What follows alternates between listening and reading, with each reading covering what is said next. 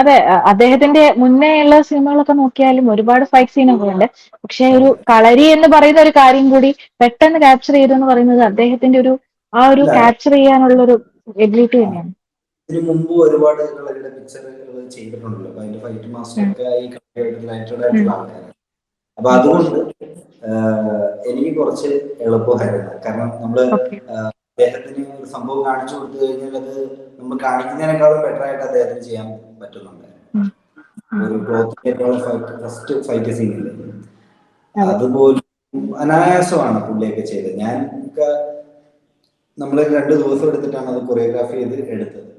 പക്ഷെ അദ്ദേഹത്തിന് ആ സ്പോട്ടിൽ കാണിച്ചു കൊടുത്ത സ്പോട്ടിൽ അതങ്ങ് ചെയ്യായിരുന്നു ചെയ്തത്. ഡൂപ്പോ കാര്യങ്ങളോ ഒന്നും ഇല്ലാതാണ് അത് ചെയ്തത്. ഇച്ചിരി റിസ്കി ആയിട്ടുള്ള സംഭവമായിരുന്നു. കാരണം അത്രയും അതെ, ജനങ്ങൾ അതെ.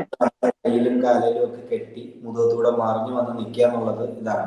അതിനേക്കാളും വലിയ ചാലഞ്ചിങ് ആയിട്ടുള്ളൊരു സമയം കൂടെ ആയിരുന്നു അത്. ഈ ഭയങ്കര തണുപ്പുള്ളൊരു സമയത്തായിരുന്നു ഈ ഫസ്റ്റ് ഷൂട്ടിങ് തന്നെ സ്റ്റാർട്ട് ചെയ്തത്. അപ്പൊ നമ്മള് ഈ അതിനോടൊപ്പം കാറ്റും, അത് പൊടി കലർന്ന കാറ്റാണ്. നമുക്ക് അവിടെ ഒത്തിരി പേർക്ക് വയ്യാതായിരുന്നു. ഈ ഇൻഫെക്ഷൻ ആയായിരുന്നു പലർക്കും, ഈ ഉം, പനിയും ഒരുപാട്. കാരണം കാലാവസ്ഥ എൻ്റയർലി ഡിഫറെൻ്റ് ആയിരുന്നു നമ്മൾ ഇവിടുന്ന് പോകുന്നതിനേക്കാളും അല്ല. ഇപ്പൊ എനിക്ക് പോലും രാവിലെ നമ്മൾ എണീറ്റിട്ട് ലൊക്കേഷനിൽ ചെല്ലുമ്പോൾ തന്നെ നമ്മൾ ഒരു 10-20 ഡ്രസ്സൊക്കെ ഉള്ളിൽ ബനിയനും ഇതുമെല്ലാം ഇട്ട് അതിൻ്റെ മുകളിൽ ജാക്കറ്റ് ഒക്കെ ഇട്ടുകൊണ്ടാണ് നിൽക്കുന്നത്, ഷൂ. എന്നാലും നമുക്ക് ഭയങ്കര തണുപ്പാണ്. എന്ന് വെച്ചാൽ ഒരു എക്സാമ്പിൾ പറയുകയാണെങ്കിൽ നമ്മൾ കൈ കഴുകിയാൽ, അല്ലെങ്കിൽ നമ്മൾ കഴിക്കാൻ വേണ്ടി കൈ കഴുകി കഴിഞ്ഞാൽ കൈ ഫ്രീസായി പോകും. ആ പഴയ ഫ്ലെക്സിബിലിറ്റി കൈക്ക് കിട്ടണമെന്നുണ്ടെങ്കിൽ നമ്മൾ ഒരുപാട് വാം ചെയ്തെടുക്കണം. അപ്പം സാധാരണ എല്ലായിടത്തും വന്ന് പുള്ളി ആക്ട് ചെയ്യല്ലേ സാധാരണ. ഇത് ഡയറക്റ്റ് ഫൈറ്റിലോട്ടാണ് അദ്ദേഹം ലാലേട്ടൻ ചെയ്തത് തന്നെ. അപ്പൊ ഞാനൊക്കെ ആ ഒരു കാര്യത്തിൽ അദ്ദേഹം ഭയങ്കര റെസ്പെക്ട് ചെയ്യുന്നുണ്ട്. കാരണം വന്ന അതെ. ഡയറക്ടർ എന്ത് പറയുന്നു അത് ചെയ്യാനായിട്ട് പുള്ളിക്ക് ഇല്ല, ഈ ഇത് പറ്റില്ല, അത് പറ്റില്ല, അല്ല ഇപ്പൊ അത് മാറ്റത്തില്ല, അങ്ങനൊന്നുമില്ല. എന്താണ് വരേണ്ടത് അത് പുള്ളി നമുക്ക് കൊടുക്കുമായിരുന്നു. ഫുൾ ഡെഡിക്കേഷനോടെയാണ് ചെയ്തത്. നമുക്ക് ആ ഇപ്പൊ ഫസ്റ്റ് ഒരു ആക്ടർ എന്നുള്ള രീതിയിൽ ഇപ്പൊ നമ്മൾ ചുവട് വെക്കുന്ന ഒരു സമയത്ത് ഇദ്ദേഹത്തെ പോലുള്ള ആൾക്കാരോട് വർക്ക് ചെയ്യാൻ പറ്റിയത് കൊണ്ട് ഒരുപാട് നമുക്ക് എക്സ്പീരിയൻസ് കിട്ടി. നമ്മൾ എങ്ങനെ ആയിരിക്കണം, ഇത്രയും ലെജൻഡ് ആയിട്ടുള്ള ഒരു ആക്ടർ പോലും അവിടെ അത്രയും ഹാർഡ് വർക്കാണ്, ഭയങ്കര ഹാർഡ് വർക്കായിരുന്നു അത് ആ ഒരു പടത്തിന് വേണ്ടി ചെയ്തതെന്ന് പറയുന്നത്. അത് ഉം, ഏത് സമയത്തും എനിക്കത് പറയാൻ പറ്റും. ഇനി ഒരു മറ്റൊരു ഉം, താരം ഇങ്ങനെ ചെയ്യുമോ ഇല്ലയോ എന്നുള്ളതിനെ കുറിച്ച് എനിക്ക് അറിയത്തില്ല. കാരണം എനിക്ക് ഷൂട്ടിങ്ങിലെ എക്സ്പീരിയൻസ് അത്ര കുറവായതുകൊണ്ട്. ഉം, പക്ഷെ ഉം, ഇദ്ദേഹം ഇത് ചെയ്ത് തന്നെ ഒരുപാട് അമ്പരിപ്പിച്ച ഒരു കാര്യമാണ്. ഉം. ചേട്ടന് എങ്ങനെ പേഴ്സണലി എന്തെങ്കിലും ബുദ്ധിമുട്ട് തോന്നിയിരുന്നു ഈ കാലാവസ്ഥയില്?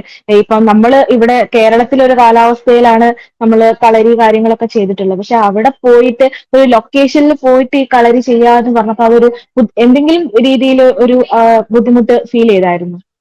അയ്യോ, ഇപ്പൊ എന്റെ ബുദ്ധിമുട്ടൊന്നുമല്ല, അവിടെ നിൽക്കുന്ന എല്ലാ ആൾക്കാരും ഒരുപാട് സഫർ ചെയ്യുന്നുണ്ടായിരുന്നു. കാരണം ഓ. ഈ പൊടിക്കാറ്റാണ് തണുപ്പിന്റെ കൂടത്തില്. ഉം, ഉം, നമുക്ക് ഒരിക്കലും അതങ്ങ് അഡ്ജസ്റ്റ് ചെയ്ത് പോകാനായിട്ട് ഭയങ്കര ബുദ്ധിമുട്ടാണ്. അപ്പൊ അതിന്റെ ഉം, കളർ ശ്രദ്ധിച്ചു, ബ്ലാക്ക് അല്ലേ, ഉം, ഇപ്പൊ ഉം, ഉള്ളതല്ലല്ലോ. ആ ഉം, സത്യത്തില് കളർ ചേഞ്ച് ചെയ്തതല്ല. അവിടെ ഈ ഉം, ചൂട്, ഈ സൂര്യനും ഉണ്ട്. ഈ സൂര്യൻ സമയത്ത് അതിന് ചൂടുണ്ടെങ്കിൽ പോലും ഈ കാറ്റടിക്കുന്നതുകൊണ്ട് ഭയങ്കര തണുപ്പാ ഫീൽ ചെയ്യുന്നത്. അപ്പൊ നമ്മൾ മാറി വെയിലത്ത് നിൽക്കുകയാണ്, അങ്ങനെ കറക്റ്റാണ് അത് ആക്ച്വലി. അപ്പൊ അത്രയധികം ബുദ്ധിമുട്ടാണ്. അത് മാത്രമല്ല നൈറ്റ് ഷൂട്ടൊക്കെ വരുന്ന സമയത്ത് പറയണ്ട, ഇപ്പൊ രാവിലെ നമുക്ക് ഉച്ച സമയത്ത് പോലും നമുക്ക് ബുദ്ധിമുട്ടുള്ള സമയമാണെങ്കിൽ രാത്രി വരുമ്പോൾ എങ്ങനെയായിരിക്കും. ഇത്രയും പേരൊരു വലിയൊരു കഷ്ടപ്പാടാണ് സത്യത്തിൽ. കാരണം എനിക്കറിയാം, ഞാനൊക്കെ വിചാരിച്ചിട്ടുള്ളത് സിനിമ എന്ന് പറയുന്നത് വളരെ എളുപ്പമാണ്, അഭിനയിച്ചാൽ മതി. പക്ഷെ ഉം, ഇത്രയധികം ഹാർഡ് വർക്ക് ഉള്ള കാര്യം അത് നമ്മള് അവിടെ ചെന്ന് കഴിഞ്ഞപ്പോഴാണ് നമുക്ക് അതിൻ്റെ ഇത് മനസ്സിലായത്. ഞാൻ സത്യത്തിൽ അവിടെ 40-45 ദിവസം മാത്രമേ ഉണ്ടായിരുന്നുള്ളൂ. പക്ഷെ ഉം. ഇതിന്റെ ക്രൂവിലുള്ള ആൾക്കാരുടെ അവസ്ഥ ഒന്ന് ആലോചിച്ച് നോക്ക്. അവര് ഇവിടുത്തെ തണുപ്പ് കഴിഞ്ഞതിന് ശേഷം നേരെ പോയി തമിഴ്നാട്ടിലാണ്, പോണ്ടിച്ചേരി. ഭയങ്കര തണുപ്പുള്ള സമയം, ആ ചൂടുള്ള സമയത്താണ് അവര്. ഈ തണുപ്പും ചൂടും ഇതെല്ലാം കൂടെ ഒരുപാട് പേർക്ക് ഒരുപാട് ശാരീരികമായിട്ടുള്ള ബുദ്ധിമുട്ടുകളുണ്ട്.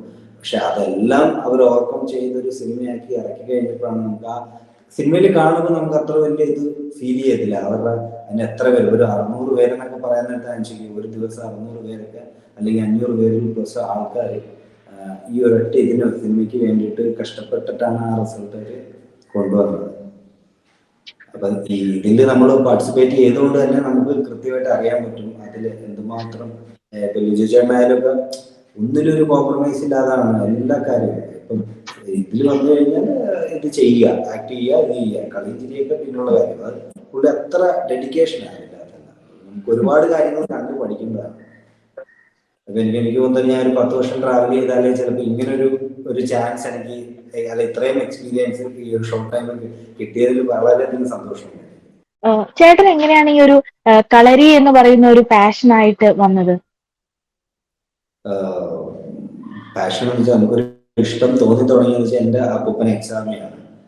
അദ്ദേഹത്തിന്റെ സ്റ്റോറി, അദ്ദേഹം കളരിപ്പയറ്റ് അഭ്യാസിയാണ്. അമ്മ പറഞ്ഞ സ്റ്റോറീസ് ഉണ്ട്, ഇങ്ങനെ കേട്ടിട്ടുണ്ട് കുഞ്ഞുനാള്. അപ്പൊ പിന്നെ ഇത് എന്തെന്ന് അറിയാൻ വേണ്ടിയിട്ടാണ് ഞാൻ കളരിയിൽ ജോയിൻ ചെയ്തത്. ഞാൻ ഇപ്പൊ കളരിപ്പയറ്റ് എന്നത് 4 രീതിയിലാണ് ഗുരുക്കന്മാർ പഠിപ്പിച്ചു വരുന്നത്. തെക്കൻ, വടക്കൻ, മധ്യ, തുളുനാടൻ, ലഹളനാടൻ എന്നീ 4 സമ്പ്രദായങ്ങളാണ്. ഇത്രയും ഒരു ഷോർട്ട് ടൈമിൽ അല്ലെങ്കിൽ ഒരു ഷോർട്ട് പീരീഡിൽ ഇതെല്ലാം എനിക്ക് മനസ്സിലാക്കാൻ പറ്റുമെന്നുള്ളതാണ് ഞാനൊരു ഭാഗ്യമായിട്ട് കാണുന്നത്. ഇപ്പം സ്വന്തമായിട്ട് ഒരു അക്കാഡമി ഏകവീര എന്ന് പറഞ്ഞിട്ട് തുടങ്ങി. അതിൽ നിന്നും അപ്പൊ സത്യം പറഞ്ഞു കഴിഞ്ഞാൽ സോഷ്യൽ മീഡിയയിൽ നോക്കിക്കഴിഞ്ഞാൽ ചെറിയ കുട്ടികളെ ആയാലും പ്രാക്ടീസ് ചെയ്യിപ്പിക്കുന്നതും കുഞ്ഞു കുഞ്ഞു റീൽസുകളൊക്കെ ഇട്ട് ഒരു പ്രത്യേക മോഡലാണ് ആ ഒരു അക്കാഡമി തന്നെ ചേട്ടൻ മുന്നോട്ട് കൊണ്ടുവന്നത്. ശരിക്കും അങ്ങനെ ഒരു അക്കാഡമി തുടങ്ങണം, കളരി കൂടുതലായിട്ട് പോപ്പുലർ ആവണം എന്നൊക്കെ തോന്നാനുള്ള ഒരു കാരണം എന്താ? സത്യത്തിൽ ഞാൻ ഈ പഠിക്കാൻ പോയത് ഈ അക്കാഡമി തുടങ്ങണം, ഒരു ടീച്ചിങ് ഫീൽഡ് തിരഞ്ഞെടുക്കണം എന്നുള്ള ഇത് മുൻകൂട്ടി കണ്ടുകൊണ്ടല്ല. കാലാന്തരത്തിൽ ഇതിലേക്ക് വന്നു പോയതാണ്. ഞാൻ ആയുർവേദ നേഴ്സാണ്. ഞാൻ ആ ജോലി ഉപേക്ഷിച്ചിട്ടാണ് ഇതിലേക്ക് മാറുന്നത്. ഞാൻ പല ജോലികളിലും പോയിട്ട് പോലും നമ്മൾക്ക് ഒരു തൃപ്തി, ഒരു സാറ്റിസ്ഫാക്ഷൻ ഉണ്ടാകുന്നില്ല. നമ്മൾ എങ്ങോട്ട് പോയാലും എല്ലാ ചുറ്റി തിരിഞ്ഞ് വരുന്നത് ഇവിടെ തന്നെയാണ്, ഈ സെൻട്രൽ പോയിന്റ് തന്നെയാണ്. അപ്പൊ പിന്നെ ഞാനപ്പം കളരിയിലോട്ടപ്പം ഇതാണ് എൻ്റെ മുന്നോട്ടുള്ള ജീവിതം, അല്ലെങ്കിൽ ഇതാണ് എൻ്റെ ഫ്യൂച്ചർ എന്ന് ഞാൻ അപ്പം മനസ്സിലാക്കിയപ്പോഴാണ് ഞാൻ ഇതിലേക്ക് പൂർണ്ണമായിട്ട് ഇറങ്ങിയത്. അങ്ങനെയാണ് ഏകവീര കളരിപ്പയറ്റ് അക്കാഡമി എന്ന് പറയുന്ന ഒരു സ്ഥാപനം സ്റ്റാർട്ട് ചെയ്യുന്നത്. ആദ്യമേ ഒരു ബ്രാഞ്ചായിരുന്നു ഉണ്ടായിരുന്നത്. ഇപ്പൊ നമുക്ക് കേരളത്തിൽ മാത്രമല്ല, കേരളത്തിലും കേരളത്തിന്റെ വെളിയിലും അല്ലെങ്കിൽ വിദേശത്തായാലും നമുക്ക് ഏകദേശം 22ഓളം ബ്രാഞ്ചസ് ആണ് ഉള്ളത്. അപ്പം ഇതിൽ നമുക്ക് ട്രെയിനീസ് ഒരുപാട് പേരുണ്ട്. വിസിറ്റ് ചെയ്താൽ മതി, മാസത്തിൽ ഇങ്ങനെ 1-2 തവണ എല്ലാ ബ്രാഞ്ചസിലും വിസിറ്റ് ചെയ്താൽ മതി. നമുക്ക് കേരളത്തിൽ നിന്ന് പുറത്താണെങ്കിൽ ബാംഗ്ലൂരുണ്ട്, അതേപോലെ തന്നെ ഹൈദരാബാദ്. ഏകവീരയുടെ ബ്രാഞ്ചസ് നമ്മൾ നേരിട്ട് നമുക്ക് സിംഗപ്പൂരുണ്ട് ക്ലാസ്. അതേപോലെ തന്നെ ഇപ്പൊ ഇനി UAE പുതിയ സ്റ്റാർട്ട് ചെയ്യാൻ പോവാണ് ഈ മാർച്ചിൽ. അപ്പം അങ്ങനെ ഒരു മാക്സിമം ആൾക്കാരിലേക്ക്, കാരണം എൻ്റെ ഒരു കാലഘട്ടം വന്നു കഴിഞ്ഞപ്പോഴത്തേക്കും ഞാൻ എൻ്റെ പഠനത്തിന്റെ തുടക്ക സമയത്തൊന്നും ഈ വളരെ വിരളമാണ് ആൾക്കാർക്ക് കളരിപ്പയറ്റ് എന്തെന്നുള്ളത്. അത് അറിയാവുന്നവർ വളരെ കുറവായിരുന്നു. ഒരു ഫ്യൂച്ചർ എന്താണെന്നുള്ള ആർക്കും അറിയില്ലായിരുന്നു. ജസ്റ്റ് ഒരു താല്പര്യത്തിന്റെ പുറത്ത് ആൾക്കാർക്ക് പഠിക്കാം, പിന്നെ അത് കുറച്ച് നാൾ ചെയ്യും, അത് കഴിയുമ്പോൾ അവരൊന്ന് ഡിസ്കണ്ടിന്യൂ ചെയ്ത് പോവാണ് ആ ഒരു ഇതാണ്. ഞാൻ ഇത് പ്രൊഫഷനാക്കി എടുത്ത സമയത്തൊന്നും അത്ര വലിയ പോപ്പുലാരിറ്റി ഇതിനില്ലായിരുന്നു. അപ്പൊ അതുകൊണ്ട് തന്നെ വീട്ടിലും അല്ലെങ്കിൽ നമുക്ക് അറിയാവുന്ന ആൾക്കാരിലും എല്ലാം ഒരുപാട് ഒരു പ്രഷർ ഉണ്ടായിരുന്നു. എന്തിനാണ് നീ ഇത് തെരഞ്ഞെടുത്ത് ഇങ്ങനെ ചെയ്യുന്നത്, നല്ല ജോലി കളഞ്ഞിട്ട് എന്തിനാണിത്? ഞാനത് അത്ര വലിയ കാര്യമാക്കി എടുത്തില്ല. അങ്ങനെയാണ് ഞാൻ ഇതിലേക്ക് കണ്ടിന്യൂ ആയിട്ട് വരുന്നത്. പക്ഷെ ഇത്രയും വലിയൊരു സക്സസിലേക്ക് എത്തുമെന്നുള്ളതൊന്നും ഞാൻ വിചാരിച്ചില്ല. നമുക്കൊരു മറ്റൊരു ടേണിംഗ് പോയിന്റ് ഇതിലൂടെ കിട്ടുമെന്നുള്ളതും. കാരണം ഈ മലക്കോട്ട് കാലിബൻ എന്നുള്ള പടത്തിന് ശേഷം എനിക്ക് ഒരുപാട് ഓഫേഴ്സ് ആയിരുന്നു വരുന്നത്. തമിഴിലൊക്കെ ഒരുപാട് ഇത് വരുന്നുണ്ട്. അത് എനിക്കിപ്പം തുറന്നു പറയാൻ പറ്റാത്തതുകൊണ്ടാണ് ഞാനത് പറയാറ്. ഏറ്റവും പുതിയ വാർത്തകളും വിശേഷങ്ങളും വിരൽ തുമ്പിലറിയാൻ സീ മലയാളം ന്യൂസ് എല്ലാ ഡിജിറ്റൽ പ്ലാറ്റ്ഫോമുകളിലും ലഭ്യം.